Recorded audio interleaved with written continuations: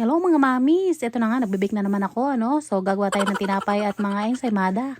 Spanish bread pala, tsaka pandesal, no? So, dinilog-dilog ko na nga yan, ano? Nilagyan ko na rin ng breadcrumbs para masarap. These days ngayon, nahihilig talaga ako mag-bake. Nakaka-addict mag-bake. Talagang wow, favorite ko na yata talaga to. At ayan na nga guys, nakikita nyo yung Spanish bread at pandesal. Talagang ipuproof lang natin ng 5 minutes at go, nasa oven. At ayan na nga guys, nakaset na nga ang ating oven at ilalagay na natin siya para maluto na. Talagang excited na ako sa kakalabasan nito. Talagang hindi ko alam kung bubuka pa rin yung mga yung mga pinagdikit-dikit ko. Kala ko ba naman kung ano yung bubuka na yun. At ayun na nga guys, after 15 minutes, ito na ang ating mga tinapay. O diba, tingin pa lang mukhang masarap na. Talagang punong-puno ng mga palaman yung mga Spanish breads ko. O ayat nga talaga, kahit mainit pa, nilantakan ko na siya.